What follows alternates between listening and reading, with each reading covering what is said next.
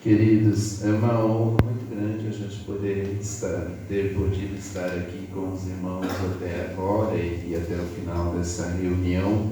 Se Deus permitir, nós vamos retornar após o culto, junto comigo também, com a minha esposa e a nossa filha, está a Ana Flávia. Não sei se todos estavam ontem. Cadê a Ana Flávia?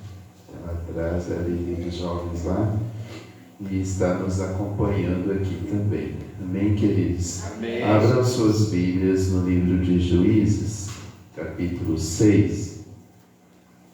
Agradecer também nosso irmão Jair, a irmã Marli. Tomamos um café lá hoje à tarde que só de lembrar já alimenta.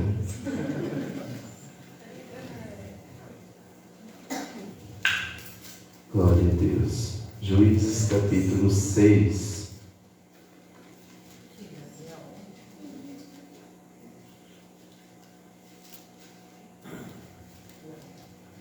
A partir do verso 1, amados. Palavra do Senhor. Quem achou aí? Todos acharam? Acho que está na tela também, né? Eu vou ler aqui na tela, que daí a gente lê a mesma versão. Eu uso muito a NVI aliás, uso só ela para pregar lá na igreja. A palavra do Senhor diz assim: de novo os israelitas fizeram o que o Senhor reprova. Diga misericórdia, Senhor. De novo, meu Pai, fizeram, né?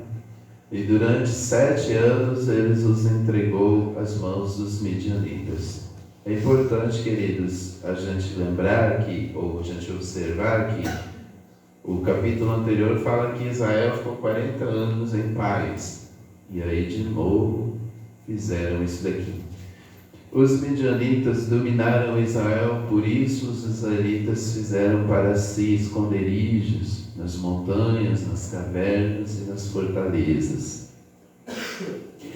Sempre que os israelitas faziam as suas plantações, os midianitas e os amalequitas e outros povos da região a leste deles as invadiam. Acampavam na terra e destruíam as plantações. Então eles faziam 3 coisas: invadiam, se apossavam da terra e destruíam ao longo de todo o caminho até Gaza. E não deixavam nada vivo em Israel, nem ovelhas, nem gado, nem jumentos. Eles subiam trazendo os seus animais e suas tendas e vinham como enxames de gafanhotos. Era impossível contar os homens e os seus camelos. Invadiam a terra para devastá-la. Por causa de Midian, Israel empobreceu tanto que os israelitas clamavam por socorro ao Senhor. Quando os israelitas clamaram ao Senhor por causa de Midian, ele lhes enviou um profeta que disse: assim diz o Senhor, o Deus de Israel: tirei vocês do Egito, da terra da escravidão. Eu os livrei do poder do Egito e das mãos de todos os seus opressores. Expulsei-os e dei a vocês a terra. E também disse a vocês: eu sou o Senhor, o seu Deus. Não adorem os deuses dos amorreus em cuja terra vivem, mas vocês não me deram ouvidos. Então o anjo do Senhor veio e sentou-se sob a grande árvore de Ofra, que pertencia ao abisrita Joás. Gideão, filho de Joás, estava malhando trigo num tanque de prensar uvas, para escondê-lo dos midianitas. Então o anjo do Senhor apareceu a Gideão. Ele disse: O Senhor está com você, poderoso guerreiro. Ah, Senhor, Gideão respondeu, se o Senhor está conosco, por que aconteceu tudo isso? Onde estão todas as suas maravilhas que os nossos pais nos contam quando dizem: não foi o Senhor que nos tirou do Egito, mas agora o Senhor nos abandonou e nos entregou nas mãos de Midian. O Senhor se voltou para ele e disse: com a força que você tem, vai libertar Israel das mãos de Midian. Não sou eu quem está te enviando, ou não sou eu quem está te enviando? Ah, Senhor, respondeu Gideão, como posso libertar Israel? Meu clã ou minha família é o menos importante ou a menos importante de Manassés, e eu sou o menor da minha família. Eu estarei com você, respondeu o Senhor, e você derrotará todos os midianitas como se fosse um só homem.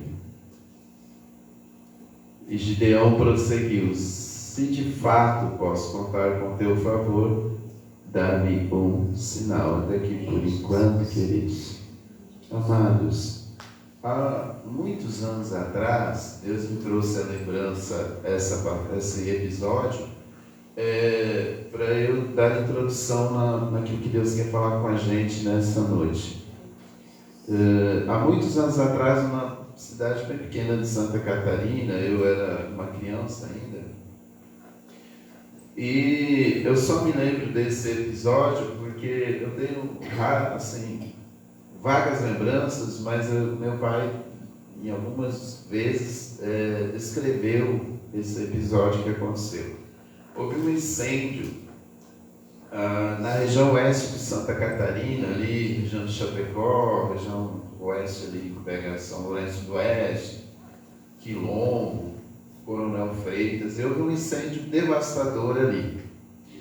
E as famílias se reuniam para apagar o fogo com o que tinham, com baldes, com bacias, e eu me lembro assim vagamente que meu pai e meus irmãos ficaram noites a fio, levando água de carroça, de balde. Foi um momento bem marcante ali daquela região.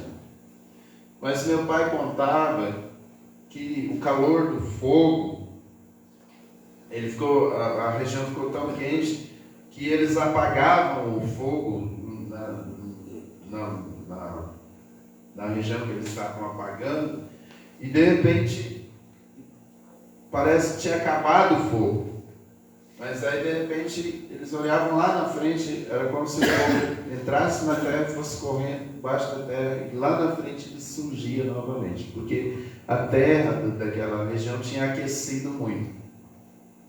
Então, quando eles pensavam que o fogo tinha acabado, ele ressurgia lá na frente. Então foi muito desgastante esse episódio ali, para aquele povo que morava naquela região. E destruiu muitas plantações e animais, enfim, causou uma destruição. E essa situação do fogo ali foi ruim, mas eu quero trazer isso para o entendimento da palavra hoje, que aqui onde nós estamos agora, amados, é um prédio que congrega um povo. E esse povo, que somos nós, se chama Igreja de Jesus Cristo. Quem aqui é a Igreja de Jesus? Diga amém. E quando a gente estuda, nós estudamos aqui ou lemos um momento histórico de Israel, que é lá no Antigo Testamento. Mas Israel, a igreja hoje é o Israel do Antigo Testamento, porque a igreja é o povo de Deus atualmente. E a igreja é igual esse fogo, irmãos. quando a gente estuda a história da igreja, se você lê o livro de Atos dos Apóstolos, que vai contar ali o surgimento da igreja, o nascimento do ministério apostólico, a liderança da igreja, os 12 apóstolos, os milagres que Cristo fez através dos apóstolos, e a igreja primitiva, surgimento de um povo que se comprometeu com os ensinamentos de Cristo dados através dos apóstolos, você vai percebendo que a igreja é muito parecida com esse fogo. A igreja, ela é assim, quando parece que ela acabou, quando parece que não tem mais esperança. E quando eu estou falando de igreja, eu estou falando de estrutura física, porque a gente desenvolveu um conceito de igreja, que ao meu ver não é um conceito correto. E quando a gente diz assim no Brasil, a gente vai à igreja, ali tem uma igreja, lá naquele bairro, você vai dar um endereço e usa a igreja como uma referência. Tá, naquela rua tem uma igreja, lá tem uma igreja, lá tem uma igreja. E a igreja não é um prédio, o prédio é um local de reunião da igreja. A igreja é o povo, é quem tem o Espírito de Deus, é quem se comprometeu, aceitou Jesus e recebeu o Espírito Santo. Quem aqui recebeu o Espírito Santo? Glória a Deus. Então você é a igreja. E a igreja a que me refiro é essa: as pessoas de Cristo, o povo de Deus, lavado pelo sangue do Cordeiro. E essa igreja, muitas vezes, ela parece que não vai mais existir. Às vezes as coisas pegam rumos diferentes, fica tudo muito estranho. Parece que está tudo muito fora do lugar. Mas, de repente, a igreja ressurge do nada e há um avivamento, mover. Porque a igreja não é uma instituição humana. Todas as pessoas que se pegaram lutando contra a igreja não conseguiram avanço algum, se autodestruíram. Todos os homens, por mais poderosos que eles possam ser, no momento que eles se pegam lutando contra a igreja, eles acabam em nada. Se a gente ler lá em Atos, a gente vai ver que um homem muito sábio foram até ele e disseram: olha, tem um movimento aí assim, ele era um homem, um judeu e tal, e aí ele diz: olha, se esse movimento é de Deus, ele vai prosperar; se ele não é de Deus, ele vai acabar, e não vamos lutar contra esse movimento, porque pode ser que seja de Deus, e aí a gente seja pego lutando contra o próprio Deus. E a igreja é como esse fogo. A igreja é quando ela parece que não vai mais existir, quando parece que tudo se perdeu, parece que a igreja se corrompeu, perdeu a direção e o rumo, e parece que alguém apagou ela, amassou ela, humilhou ela, e fez ela deixar de se expressar, sufocou, pisou, humilhou. Ela é como esse fogo que corre por baixo da terra, quando ela aparece lá na frente. Porque a igreja é o povo de Deus. Aleluia. E o povo de Deus é a igreja. E contra a igreja, as portas do inferno não podem prevalecer. Glória a Deus. Então, Gideão, amados, ele, de certa forma, ele pode ser entendido como a igreja. Aquele tempo que nós lemos a descrição aqui é terrível. Você vai lendo, vai dando um negócio assim: meu Deus, que coisa terrível foi esse momento, irmãos. Mas o pior momento dessa história aqui não foi exatamente o que estava acontecendo. Mas o pior momento foi quando o povo se desviou de Deus. E causou tudo essas consequências que nós acabamos de ler aqui. E parece que aqui, nesse momento histórico, Israel não ia mais ter reação. Eles estavam subjugados, ou seja, debaixo de um jugo e de uma opressão. Eu quero dizer aqui nessa noite, com a graça de Deus, que muitos aqui viveram, e nós vivemos e temos vivido nos últimos tempos momentos assim. de opressão, momentos que parece que a gente não vai ter força, momentos que parece que a gente está desmaiado, que parece que a gente se sente em determinados momentos como Elias, naquele episódio que ele disse: só ficou eu, não tem mais ninguém que tema ao Senhor, então se só tem um, já leva eu logo para casa. Mas aí Deus diz: Elias, não é só você, tem mais 7 mil que ainda não se curvaram para o sistema, para o Deus desse céu. Então a igreja é assim, irmãos, nós somos assim.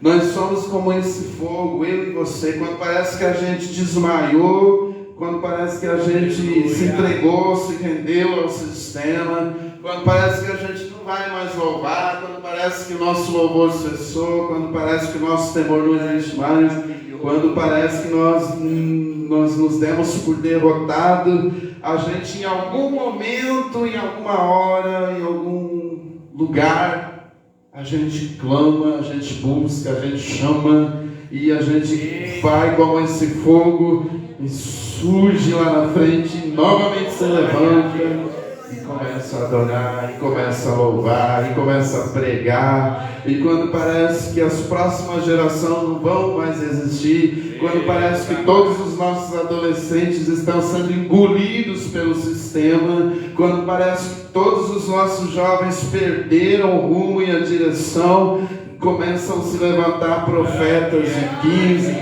16, de 10, de 12, crianças como a Isabelle, Soneta? Alice. Quando parece que não vai ter mais igreja, nós vemos Alice adorando aquela menina que essa menina é um projeto de Deus, essa menina. Que Deus guarde ela em nome de Jesus. E a igreja ressurge na vida de um adolescente, na vida de um jovem, na vida de uma menina, na vida de um menino, porque a igreja não vai deixar de existir aqui na terra enquanto Jesus não tirar ela daqui. Só quando Jesus tirar ela daqui, aí acabou. Mas enquanto Jesus não arrebatar, a igreja vai ter igreja na face da terra. E o que me chama a atenção é essa situação aqui, irmãos. Quando Deus fala com Gideão, e eu creio que muitos vão se identificar com isso daqui.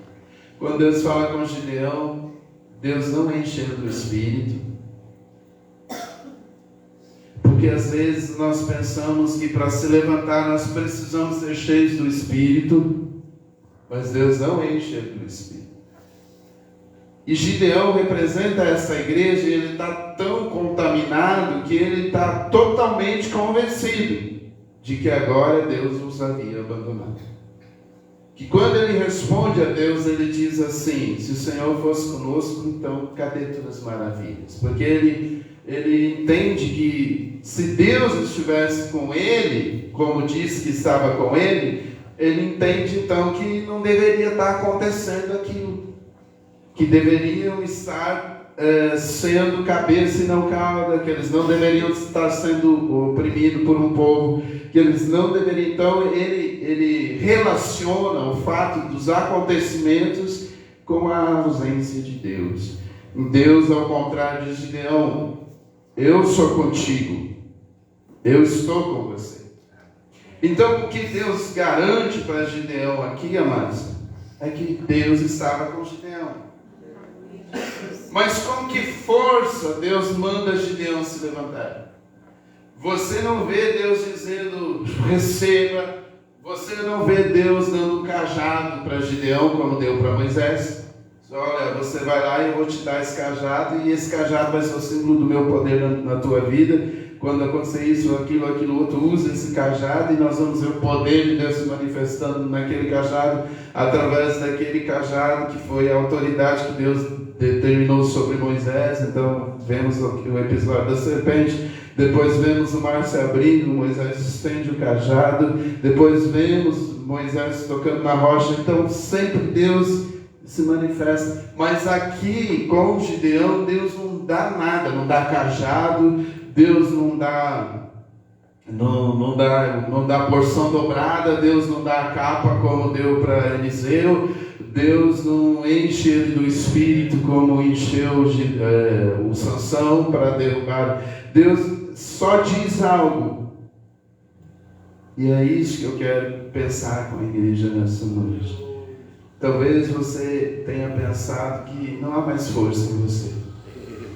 Já foi tudo. Esgotou-se. Sabe quando uma pessoa se sente esgotada? Uma pessoa se sente sem força? Era assim que Gideão se sentia. Mas entenda, igreja. A igreja não pode viver por sentimentos. Porque os nossos sentimentos oscilam. Tem dia que a gente se sente alegre. Tem dia que a gente se sente feliz.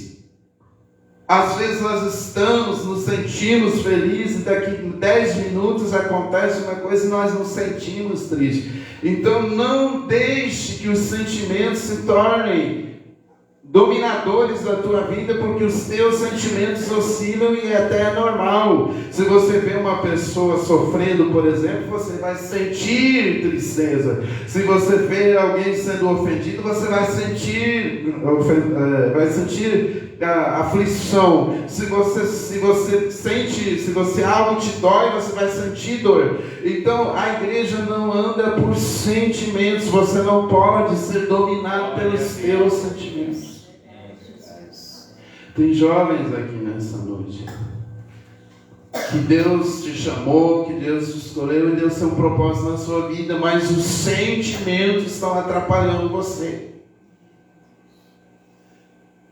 Preste atenção nessa ideia. Eu li um livro e nesse livro o autor ensina um pouco sobre sexualidade para jovens. E ele fala do amor, que a psicologia chama de amor de cima para baixo. Igreja, vocês sabem por que a maioria dos relacionamentos hoje não dão certo? Porque começam com o amor ao contrário, o amor de baixo para cima. E a Bíblia nos ensina amor de cima para baixo, ou seja, qual é o caminho bíblico? Antigamente, alguém olhava para um jovem na igreja e dizia assim: Deus está dizendo que aquele varão ali é para ser a tua esposa. E depois o varão casava com a menina e dava um problema danado. Porque casamento ou relacionamento, e Deus de certa forma está me levando a abrir um parênteses aqui, porque Ele precisa nos tratar com tudo que Ele quer.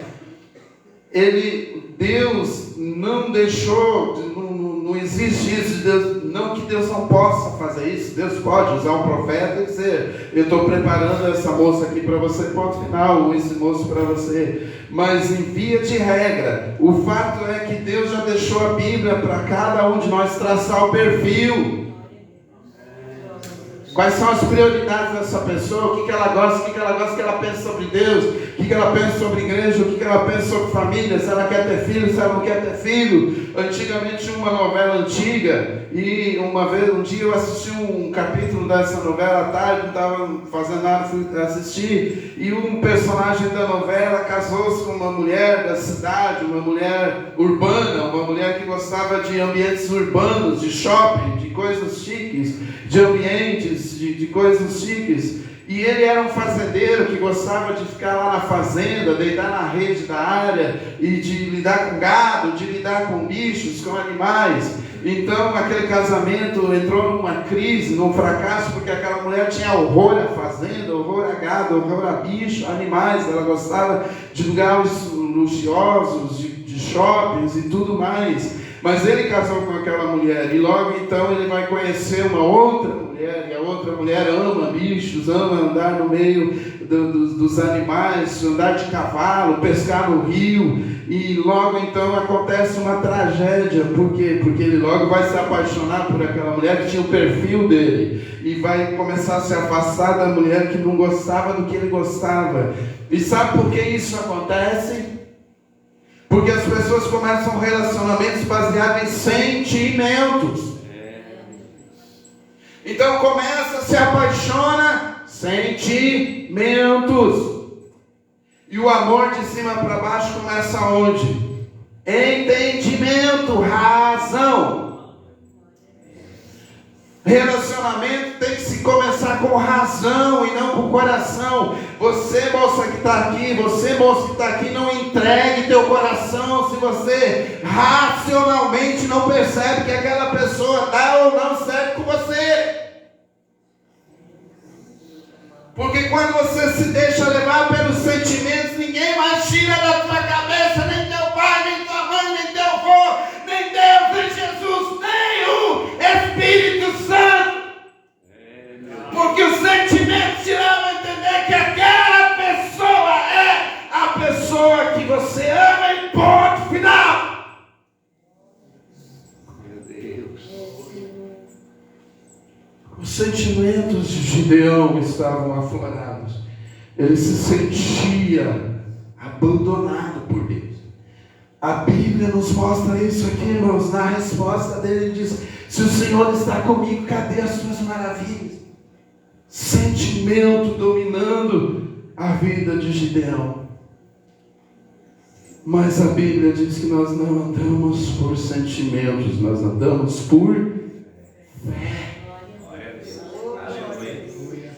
E aonde está escrito, irmãos, que quando as coisas não acontecem do nosso jeito, é porque Deus não está presente? Quando Paulo estava ensanguentado na prisão, quando ele foi surrado, humilhado, apanhou, açoitado, quando ele estava ensanguentado junto com Silas, é porque Deus não estava com Paulo, igreja?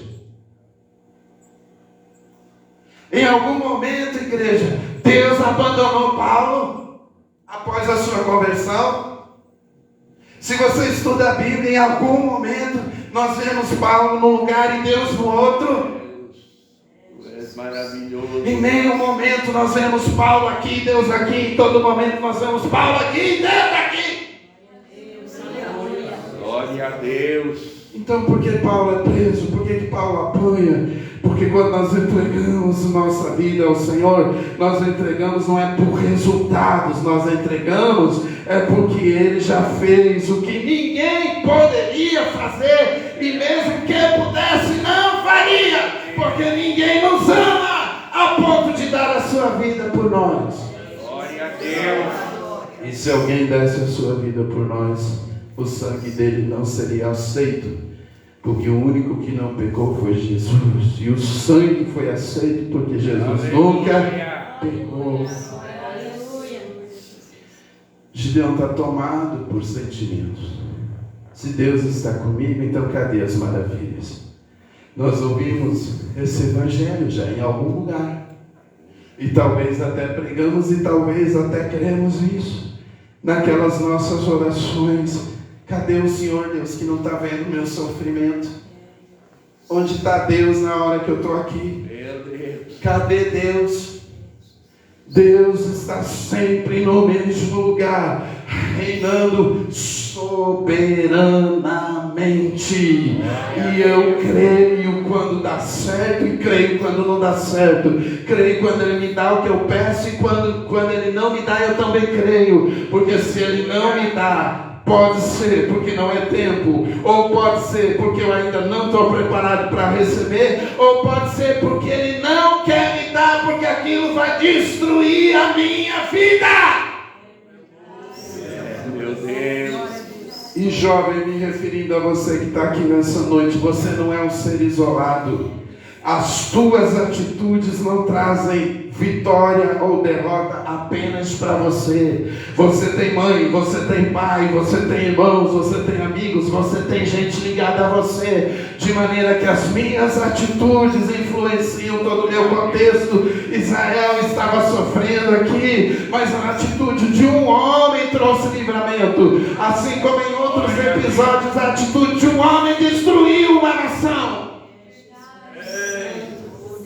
Porque nós não somos seres isolados, nós somos a igreja de Cristo, e Paulo diz que a igreja de Cristo é um corpo, de maneira que quando um membro padece, todo o corpo padece. Menina, menino que está aqui, já que essa geração se diz ser muito inteligente para discernir, e muitas vezes entra para o caminho de que pai, mãe, vó, pastor e líder, está tudo errado, só você está certo. Então entenda,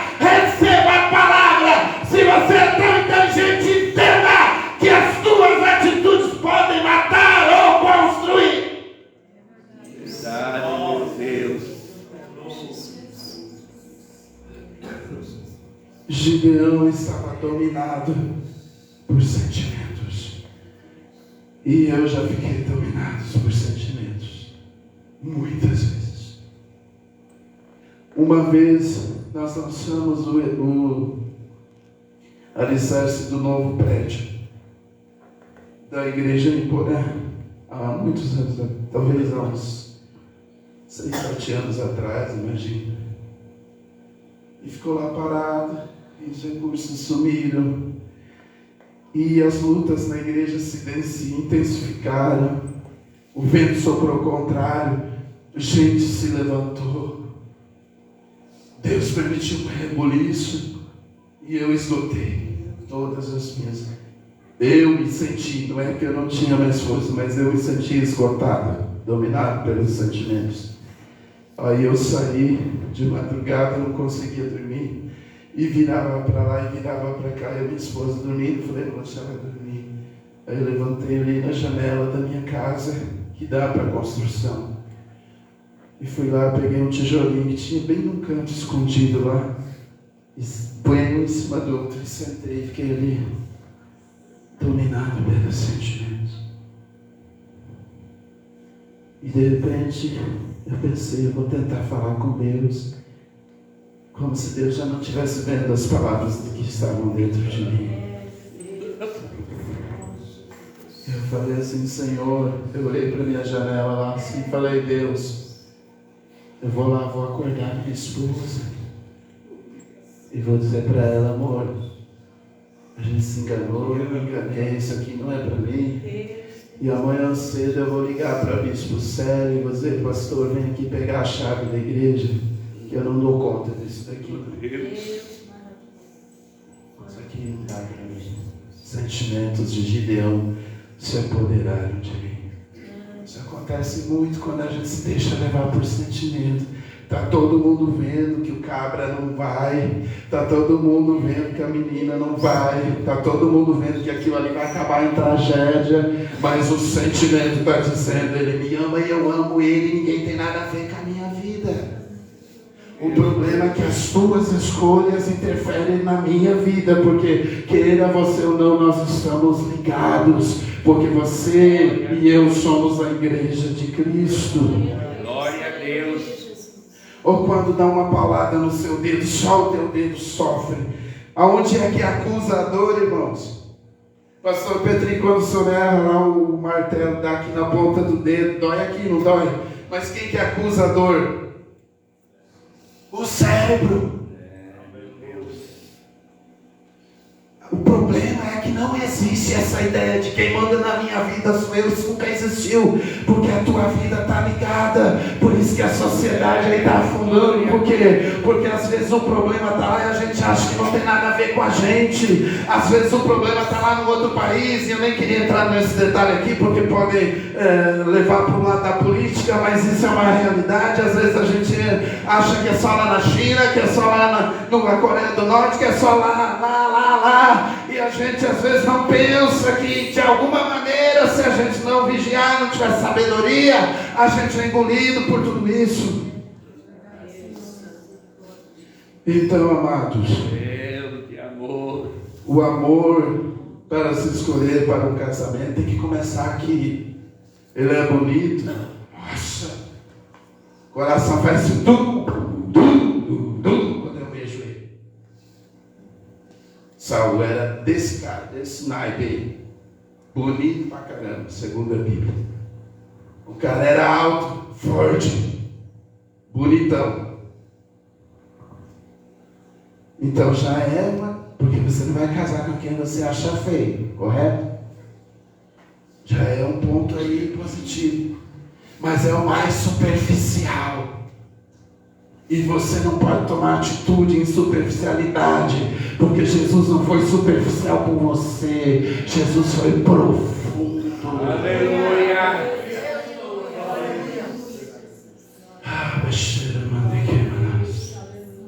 Como Deus é bom e Ele fala com quem Ele ama, então todos aqui são alvos do amor dEle. Glória a Deus. Amados,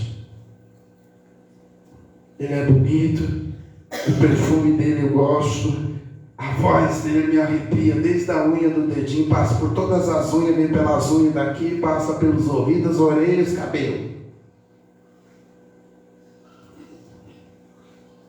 Mas quando fala o cara gosta de trabalhar, daí já não sei muito bem. Não trabalha, você vai casar com o cara e daí? O cara não gosta de trabalhar. Ixi, razão. Mas ele é tão bonito, ele faz estremecer meu coração. Use a razão, porque você vai se ferrar. Mas ele é tão assim, ele é tão educadinho, ele abre a porta do carro. Use a razão, que lá depois ele não vai nem pôr você dentro do carro, ele vai pôr outra muitas vezes. Nós não podemos tomar decisões tomadas por emoção e sentimento. Nossa vida é alinhada, é dirigida pela fé. E fé não é em crendices, fé na palavra. E aqui Deus teve que alinhar Gideão com a sua palavra. O que Deus estava dizendo para Gideão: Gideão, os acontecimentos fazem você se sentir assim, mas a minha palavra está te dizendo: eu sou contigo.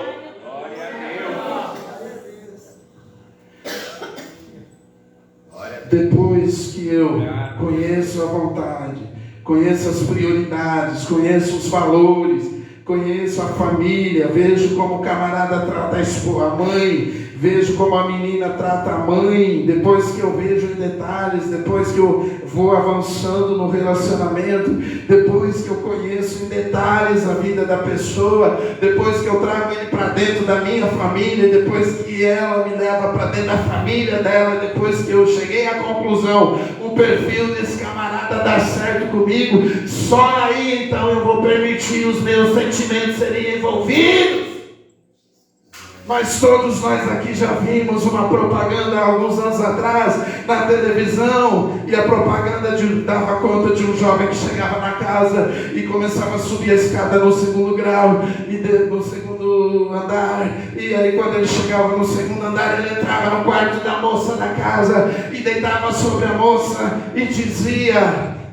essa propaganda era de um perfume famoso aí no Brasil, e talvez até fora do Brasil, não sei. E ele estava na casa, passava pelos pais, passava por todo mundo, ia deitar na cama com a moça. E quando ele deitava sobre a moça toda feliz olhava para ele e dizia: como é seu nome? É assim que começam os relacionamentos. A pessoa não sabe nem o nome do cara e já está grudado. Aonde vai dar isso, a não ser em destruição? Além de você conhecer o nome, tem que saber o caráter, o perfil, os valores, o que ele faz, o que ele não faz, ele quer ter filho, não quer ter filho, ele gosta de Deus, não gosta de Deus, ele ama a igreja, não ama a igreja. Quem é esse cara? E só depois de muita segurança, isso aconteceu comigo. Deus disse para mim quando eu tinha 17 anos: pastores, vou te dar uma esposa cheia do Espírito. E você vai pagar o preço. Pague o preço. E virou o profeta das costas, saiu. Eu fiquei olhando qual é o preço.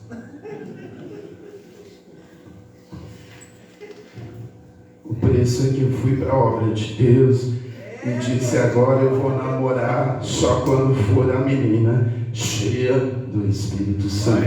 E até lá eu não toco em mulher. E isso é decisão, não é vontade. Porque vontade dá, a gente olha e dá uma vontade. E eu estou falando claramente aqui, porque todos aqui são maduros. E não tem um homem aqui que, se não vigiar, não se deixe levar pela vontade. Pastor, nesse tempo que o senhor namorou, ou ficou sem namorar, com 19 anos até 24 anos, só encontro de jovem, culto e trabalho, e culto e trabalho, e culto, e pedindo conselho para pastor, e pedindo oração para pastor, e orientação para pastor, e dentro da igreja, e servindo, e chorando, e gemendo. Nunca o senhor sentiu vontade dele, e muita vontade, mas eu entendi que eu não deveria andar pelo que eu sinto, mas pelo que eu entendo. Glória a Deus. Aí de repente aparece Nalva, e a Nalva era uma moça magrinha como ela é até hoje, e eu era mais magrinho que ela, minhas pernas eram dessa grossura aqui. Aliás, as pernas não, a cintura era legal. Eu sempre brinco que a Nalva olhou para mim e falou assim: se colocar um pouquinho aqui, encher um pouquinho aqui, encher mais um pouquinho ali, mais um pouquinho, vai ficar mais ou menos. Agora ela disse: Senhor, tira aqui, tira, mas aumentou muito. Aí eu olhei para Nalva, e Nalva morava a 6 quilômetros da igreja, 7 por aí, em Umuarama. E Nalva ia para a igreja, cabelo comprido, Bíblia na mão, chegava na igreja quietinha, e ia lá para o banquinho dela, e ali ela ficava antes do culto, 6 quilômetros a pé, adorando a Deus. Aí Nalva levantava, ficava ali, quietinha, louvando a Deus. Aí terminava o culto no sábado, Nalva caminhava mais 6 quilômetros para casa. Chegava em casa, a família não crente, o inimigo usava a madrasta, e daí no domingo de manhã tinha escola dominical, mas ela tinha que lavar a família tinha 8 ou 9 pessoas, ela tinha que lavar a louça no domingo, deixar tudo limpo, limpar o banheiro, limpar a sala, limpar a cozinha.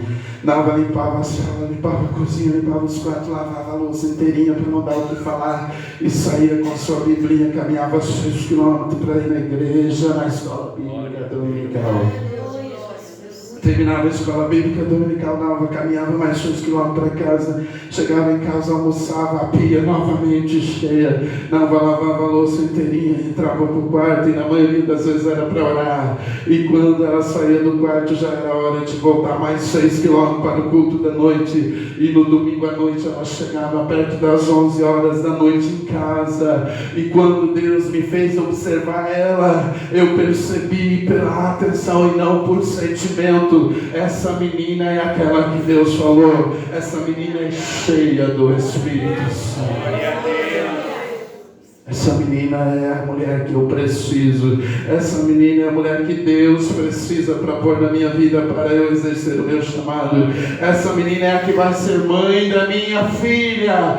Vai fazer 21 anos, dia 20 de dezembro. A Agatha está ali, aleluia. E a unção do Espírito de Deus que está sobre minha esposa já está se multiplicando na vida da nossa filha. Hoje eu vejo a minha filha. Nunca precisou, filha, e eu estou falando isso para a glória de Deus, minha filha, nunca precisou eu dizer: filha, você não vai na igreja hoje, filha, tem ensaio, você está atrasado. Nunca precisou. E quando eu saio de férias, a gente fica 10 dias, e daqui a pouco minha filha diz: pai, nós precisamos voltar porque eu estou com saudade da igreja. A mesma unção que está na minha esposa encheu e está enchendo todos os dias da minha vida, a vida da minha filha. Por quê? Porque eu não casei por emoção, eu casei por razão.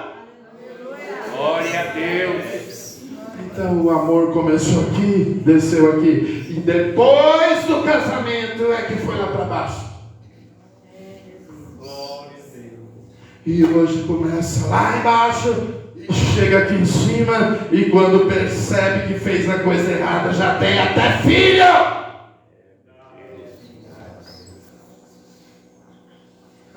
Por que eu estou abrindo tanto nesse parênteses aqui? Porque isso cabe para nós que somos casados, para ver se tem arestas no nosso relacionamento, e a gente precisa consertar. E eu quero concluir essa parte dizendo: Deus não deu cajado, pastor André, para Gideão, mas ele disse algo: vai nessa tua. Quem que era a força que era para se levantar a igreja? A força de Gideão ainda tinha força ali. Ainda tem força aí. Tem, não tinha dizer que não tem, porque tem. Porque lá eu estava lá sentadinho orando de madrugada, e eu fiquei lá choramingando, murmurando, reclamando das perseguições. De repente me deu uma força, e eu levantei. E falei, então é eu, porque Deus não respondeu nada, não mandou eu ir lá chamar minha esposa, estava dormindo, não falou que era para eu ir, não falou que era eu, ele só ficou em silêncio. E eu entendi, então eu tenho que me levantar. E eu comecei a andar no terreno da construção. Então é eu, Senhor, então aqui eu profetizo. E aqui vai ter uma escola cheia de adolescentes estudando a palavra. É eu, Senhor, então aqui vai ter outra com crianças de 3 a 7 anos estudando a palavra. E aqui em cima vai ter um altar e vai ter gente pregando a palavra. E vai ter som de adoração nesse prédio. E comecei a andar. E aos poucos o prédio está saindo. Já estamos indo agora para a laje. Já vamos começar depois da laje, no começo do ano que vem, se Deus quiser, o início da segunda parte.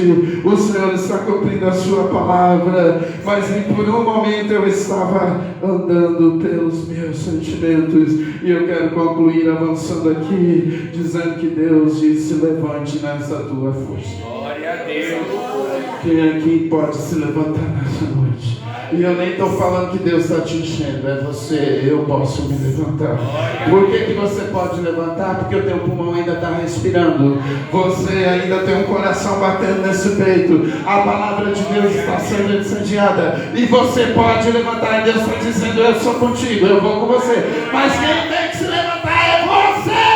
Glória a Deus. Agora coloque o versículo 34, amado. Quem está aí? Amada ou amada, né? 34. E eu vou concluir a mensagem. Aleluia, Jesus. Coloca o 33, por gentileza, filho. Nesse meio tempo, houve todo um processo ali. Gideão derrubou os altares. Não dá tempo para entrar nessa questão. Mas houve um momento, e nesse meio tempo, todos os medianitas e amalequitas e outros povos que vinham do leste uniram-se os seus exércitos. Juntou toda a galera. E agora Gideão tinha se levantado na força dele, no restinho de força que tinha. Já tinha destruído os altares de Baal, já tinha limpado toda a idolatria, já tinha feito tudo, já tinha provado, já tinha feito prova com Deus, se era Deus mesmo que estava falando com ele. Aí Deus, nesse meio tempo, juntou a galera toda e veio contra Israel. E atravessaram o Jordão e acamparam no vale. E agora, meu filho, olha lá que está escrito. Depois que a gente levanta num pouquinho de força que ainda a gente tem, aleluia. Depois que a gente levanta num pouquinho de força que a gente tem, a gente vai até onde dá a força, porque Deus não dá luta além do que a gente possa suportar. Aí a gente levanta e aí Deus chega um momento que daí diz: agora você se posicionou, você se levantou, você não ficou deitado dormindo, você não parou, você continuou. Então agora receba o Espírito Santo. Aí agora sim, agora já não é um pouquinho de força de Gideão. Então o Espírito do Senhor apoderou-se de Gideão, e ele num toque de trombeta convocou os amizritas, e veio uma galera, e Deus entrou na batalha. E aquilo que Gideão não tinha mais força, não era com a força dele, não dava mais jeito, não tinha mais algo para resolver. Deus, aleluia, toma Gideão, o poder do Espírito, toma Gideão e tome a vitória, porque quando Deus se manifesta, não podem impedir. Coloque de pé, amada igreja. Amada filha Agatha, vem aqui, filha. Eu vou tentar improvisar algo aqui. Vem ali no teclado, Agatha. Não sei, nós não ensaiamos nada aqui, mas feche os olhos, igreja. Aleluia. Quem aqui quer se posicionar nessa noite com um pouquinho de força que você tem? Obrigado. Você tinha um pouquinho de força e veio para o culto.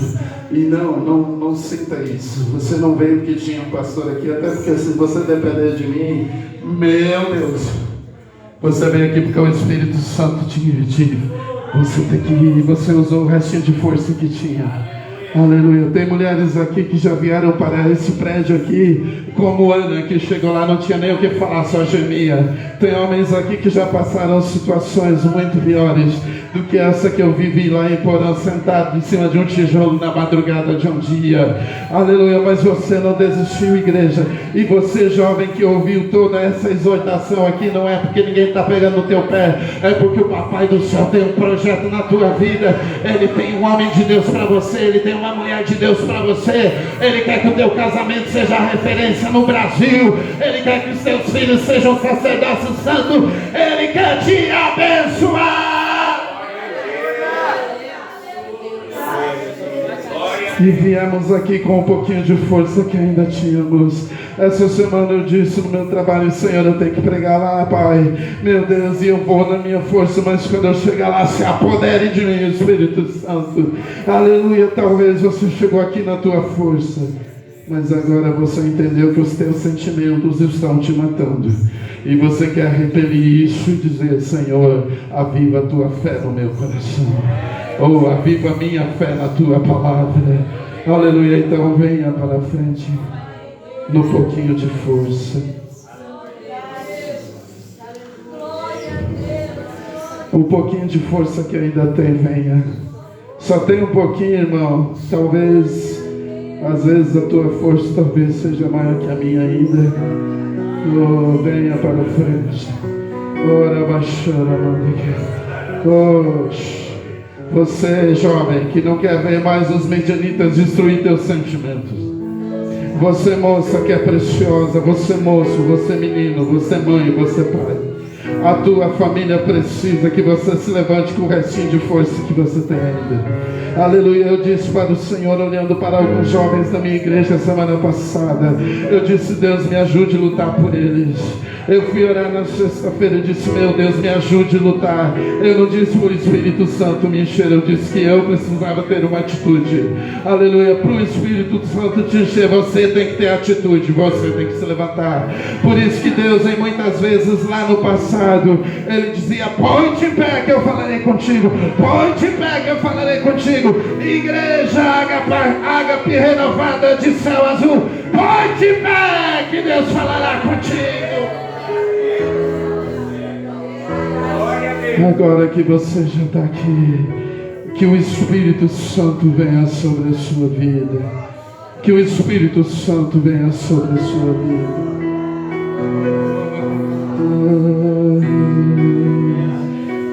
Comece a buscar Ele. Diga: eu estou aqui, Pai. Eu estou aqui. E os midianitas vão ter que desistir dos meus sonhos. Amanhecer, nada pesquei. Parecia ser apenas mais um dia, como qualquer outro. Estava cansado, sem forças, desanimado, decidido a largar tudo e parar. Só um pouquinho, filha. Tem alguém aqui que em algum momento desse culto disse: é só mais um culto, é só mais uma mensagem. Eu já vim tantas vezes aqui, já ouvi tantas vezes. Talvez você disse: esse é mais um culto na minha história. Mas há momentos que não é igual. Há cultos que não é igual. E não é por causa do pregador, porque tem homens cheios do Espírito Santo nessa igreja. Aqui é uma igreja séria. Aqui é uma igreja de homens cheios do Espírito, mulheres cheias do Espírito. Não é por causa do pregador, é porque ele quer fazer diferente. Ele quer fazer diferente nessa noite. Ora, baixando, manda que emanás. O vaso é de barro, o conteúdo é dele. Aleluia. Tem alguém que muitas vezes disse: é só mais um culto. Tem jovens aqui que são preciosos e que quando eu voltar aqui, se um dia Deus permitir, eu vou ver fazendo a diferença. E você tinha pensado em desistir e largar tudo. Você largou as redes, você disse: eu não dou para isso, eu combino mais com a galera lá do mundo, lá fora dá mais certo, eu não sirvo para essa vida de crente, eu não consigo mais ler Bíblia, eu não consigo mais orar. Talvez você disse isso, mas Deus não disse. Deus disse ao contrário. Deus disse: não, então eu vou criar circunstâncias, eu vou falar, eu vou ministrar, eu vou te amar, eu vou te atrair, eu vou abrir os teus olhos, eu vou incendiar minha palavra. O Senhor está levantando vasos que tinham dito: eu decido largar tudo e parar. Desconhece tua estrutura, sabe o que estás fazendo, mesmo que seja difícil, não pare, Ele está vendo. Colheu todas as suas lágrimas e mandou eu te falar: pegue o que Ele te entregou e volte para o mar, que é o seu lugar. Quem mandou largar a rede, cante. Quem mandou você, os seus sentimentos mandaram você parar. Volte para o mar, tu no lugar da tua vergonha, eu vou te honrar. Quem mandou largar a rede, quem mandou você parar? Volte para o mar, tu no lugar da tua vergonha, eu vou te honrar. Eu quero fazer algo, vou direcionar algo aqui. Os jovens dessa igreja que estão com seus pais aqui, eu quero que vocês vão até seus pais. O Senhor me pede para fazer isso. Pais, avós, tios e as autoridades. Se não tiver o pai, não tiver o avô, não tiver a mãe, vai até o obreiro, até o pastor. Todos os jovens da igreja. Vai até seu pai, sua mãe, seu tio, seu avô, seu pastor, alguém que seja autoridade neste lugar. E você que entende que é necessário pedir perdão, peça perdão. Porque talvez o Senhor precisa usar a boca do seu pai e da sua mãe para liberar sobre a sua vida.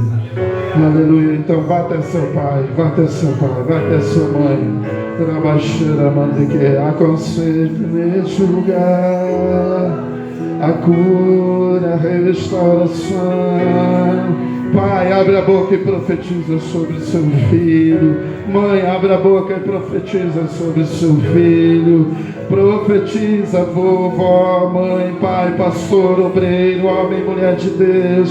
Profetiza, profetiza.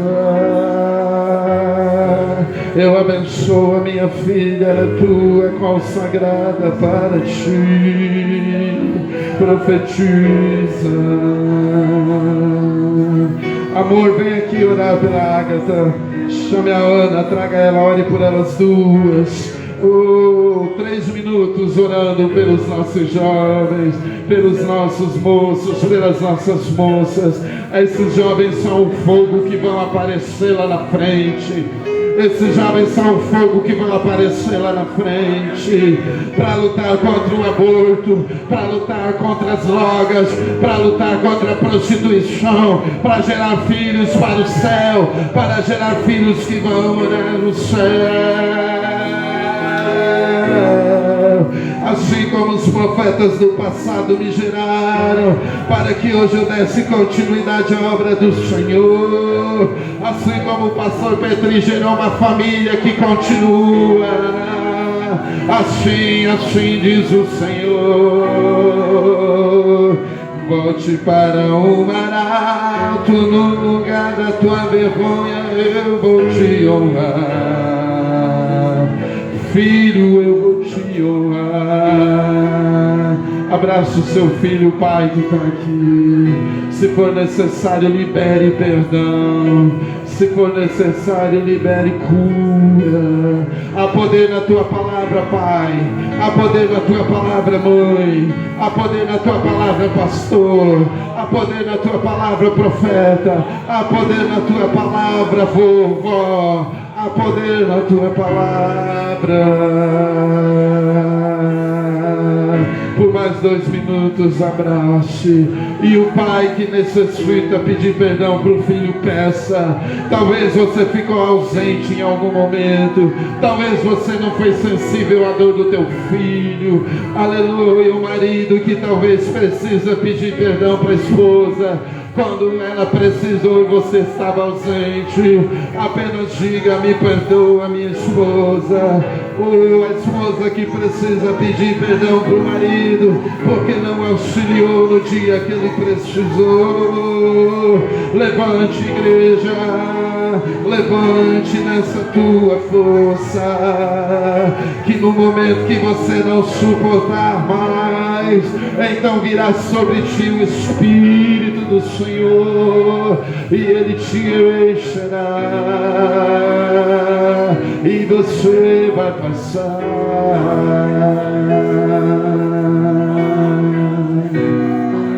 Pegue na mão do seu familiar aí, pegue na mão do seu irmão, levante para o céu, diga: não é hora de parar assim.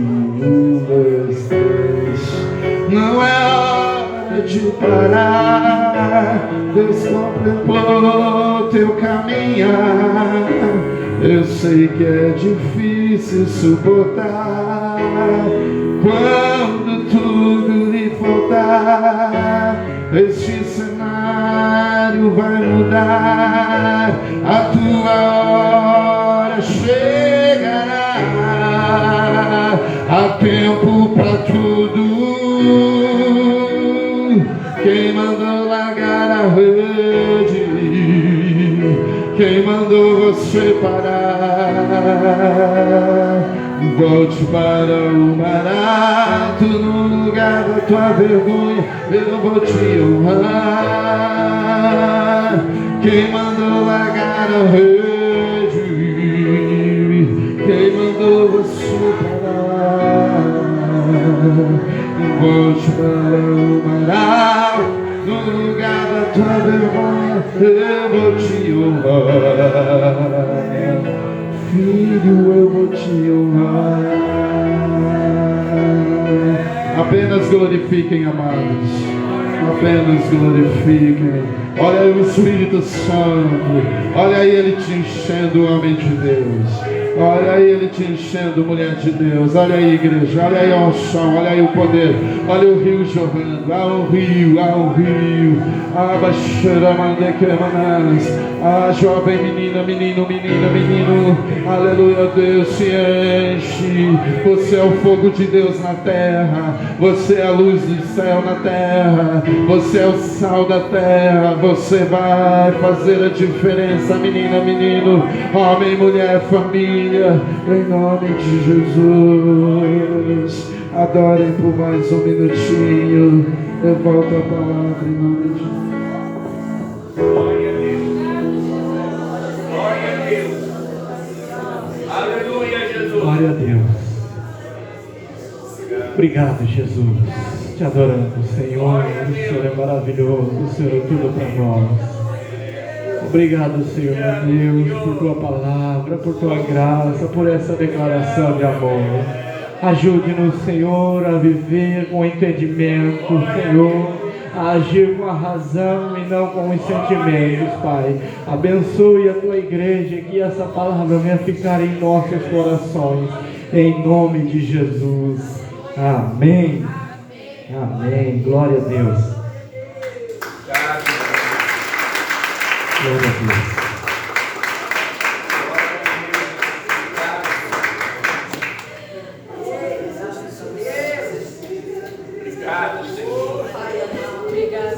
Aleluia. Glória a Deus. Bênção, né, irmãos? Deus é maravilhoso. Quero agradecer a vida do pastor Elodie, né? Da irmã Nalva, da Ágata e da Ana, que hoje não ganharam oportunidade, né? Elas ontem ganharam oportunidade, mas é um susto. Mas glória a Deus, são uma bênção. Gostamos muito de receber vocês em nossa casa. Quero agradecer a vida do Roque e da Rose, que estão aqui. Muito obrigado pela presença de vocês. Essa igreja ama vocês. Amém? E o que mais? Agora, irmãos, o pastor Lodir deitou em cima da sala. Como é que eu vou recolher a oferta? Os irmãos vão trazer as cestas que estão ali. Aí, já viu? Ele já escutou, irmãos. Para nós orar. Vou trazer aqui na frente. Pedir para minha esposa, você que trouxe sua oferta, trouxe seu dízimo, não leve de volta para casa. Seja um ofertante, um dizimista na casa do Senhor. Irmãos, quem puder ajudar com os doces, eu vi que ninguém postou nada lá, né, Liz? Então, se você puder ajudar com os doces, só entra lá no grupo e pergunta lá, e daí nós vamos passar, e conforme os irmãos vão ofertando e dando, nós vamos vendo o que falta. Ou se você quiser dar a oferta também, daí nós providenciamos um jeito de comprar para a festa do culto das crianças sábado que vem. Então vai ser uma benção, vai ter pregador criança e mirim vai pregar, eles que vão falar, eles que vão cantar. Então vai ser uma benção. E depois é para você trazer também um prato de alimento com alimento para nós comer alguma coisa depois do culto, tá? Então vai ser uma festa muito gostosa. E nós queremos consagrar ao Senhor e orar por essas cestas aqui, que nós conseguimos, se eu não me engano, 11 cestas. Ainda tem umas que a gente precisa recolher, tem umas que a gente precisa lembrar.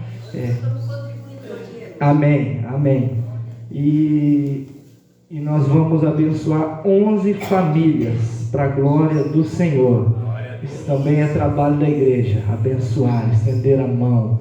A igreja prospera quando ela semeia no reino, quando ela semeia na vida das pessoas. E eu quero chamar aqui o pastor Marcos, o pastor James e o pastor Petri, que vão estar estendendo as mãos aqui, nesse ato simbólico, e nós vamos abençoar, para que isso não venha só alimentar essas pessoas, mas que venha gerar algo no reino espiritual e que venha gerar transformação e que essas pessoas venham ser atraídas para a presença de Deus. Porque, irmãos, as pessoas são conquistadas pelo amor de Deus e que isso venha a ser com amor, entregue com amor, e essas pessoas venham a ser contagiadas por esse amor. O pastor James falou aqui que o amor de Deus nos constrange e que esse amor venha constranger essas pessoas que vão receber e venham a ser tocadas pelo Espírito Santo. Então você que abençoou, você que conseguiu, você que teve condições, glória a Deus pela tua vida. E você que não pôde, não tem problema, irmãos, a gente faz conforme as nossas forças, mas que você possa interceder e orar nesse momento. Estenda suas mãos para cá e já vamos estar orando pelas ofertas.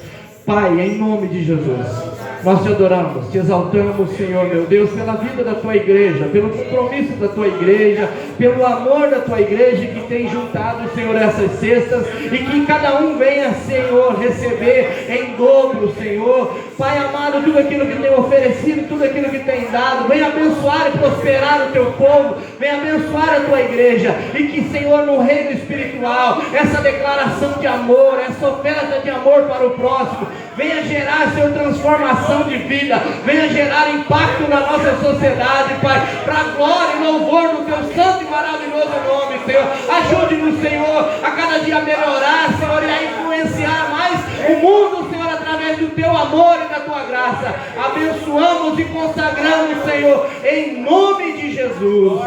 Amém. Muito obrigado, Senhor, pela vida dos ofertantes, dos dizimistas da sua casa. Continue abençoando, recompensando, prosperando. Abençoe o trabalho, a família, a casa de cada um dos teus filhos.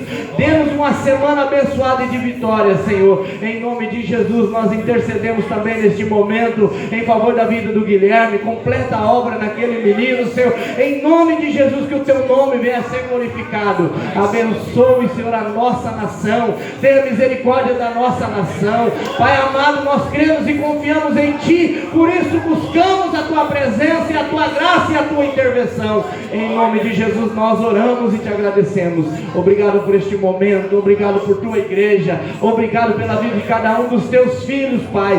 Em nome de Jesus, leva todos para os seus lares protegidos e guardados por Tuas mãos poderosas, em nome de Jesus. que o grande amor de Deus, a graça e a paz de nosso Senhor e Salvador Jesus Cristo, a comunhão e a consolação do Espírito Santo de Deus esteja sobre a vida de todos nós, não só agora, mas para todos sempre. Todos que amam o Senhor Jesus podem dizer amém. E não esqueça que lá atrás o pastor Elodir tem umas bíblias e uns livros e umas camisetas para vender da loja dele, tá? Se você puder e quiser comprar, é só chegar ali.